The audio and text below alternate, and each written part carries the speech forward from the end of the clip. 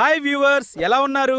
మన voice of Skanda YouTube channel subscribe చేసి video like చేసి వీడియో ఎలా ఉంది మీ అభిప్రాయం మరియు డౌట్స్ కమెంట్లో చెప్పండి. ఒక్కసారి ఇమాజిన్ చేయండి, మీ బ్యాంక్ అకౌంట్లో కోట్ల రూపాయలు ఉన్నాయి, మంచి జాబ్ ఉంది, ఇల్లుంది, ఫ్యామిలీ ఉంది, ఫోన్ ఉంది, ఇంటర్నెట్ ఉంది. కానీ ప్రతిరోజు మీరు పడుకునే ముందు మీకు రాత్రి పీస్ అనేది ఉందా? ఈ రోజు నేను చెప్పబోయే స్టోరీ ఒక బిలియనియర్ గురించి కాదు, ఒక సెలబ్రిటీ గురించి కాదు, రోడ్డు పక్కన అడుక్కు తినే ఒక బిచ్చగాని గురించి. అతను చెప్పిన ఒక మాట నా జీవితాన్ని టోటల్ గా మార్చేసింది.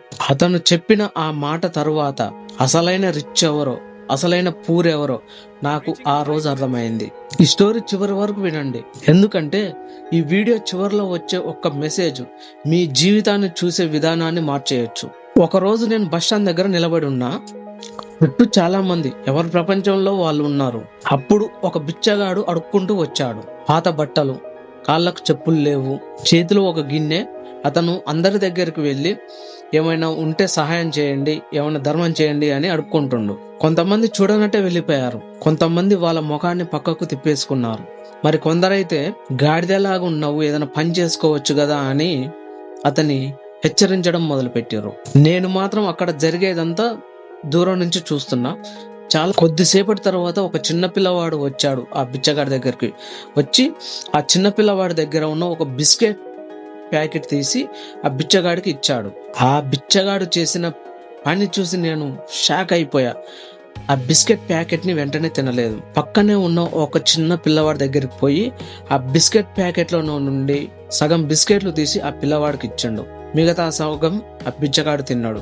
అప్పుడు నా మైండ్ లో ఒక క్వశ్చన్ వచ్చింది, అతనికే తినడానికి తిండి లేదు, అతని దగ్గర ఉన్న దాంట్లో సగం షేరు మళ్ళీ వేరే చిన్న పిల్లవాడికి ఎందుకు ఇచ్చాడు అని.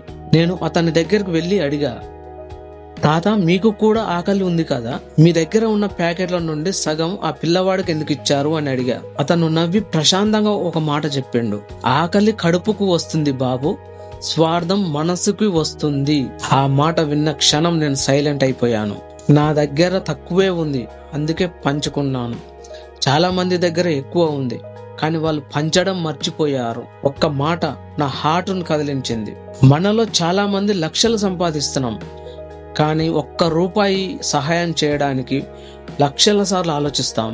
మన దగ్గర టైం లేదంటాం, లవ్ లేదంటాం, పీస్ లేదంటాం, కానీ అన్నీ ఉన్నా మన మనసు మాత్రం ఖాళీగా ఉంటుంది.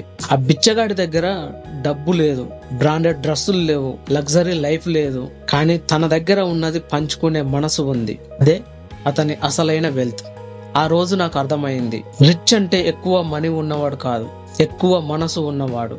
పూర్ అంటే డబ్బు లేనివాడు కాదు, అన్నీ ఉన్నా పంచుకోలేనివాడు. ఆ రోజు నుంచి నేను ఒక నిర్ణయం తీసుకున్నాను. నేను ఎంత బిజీగా ఉన్నా నెలకు ఒక్కసారి అయినా ఆకలితో ఉన్నవాడికి ఒక ముద్ద భోజనం పెట్టాలని నిర్ణయించుకున్నాను. మనం ఇచ్చే డబ్బు ఒక రోజు ఖర్చు అయిపోతుంది, కానీ మనం చూపించే దయ ఎప్పటికీ గుర్తుండిపోతుంది. ఫ్రెండ్స్, ఈ స్టోరీ విన్న తర్వాత నేను మీకు ఒక ఛాలెంజ్ ఇవ్వాలనుకుంటున్నా.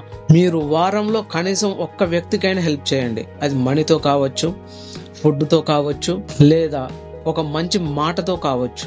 ఎందుకంటే లైఫ్లో మీరు ఎంత సంపాదించారో కాదు, ఎంతమంది జీవితాల్లో వెలుగు నింపారో అదే మీ నిజమైన సక్సెస్ లైఫ్.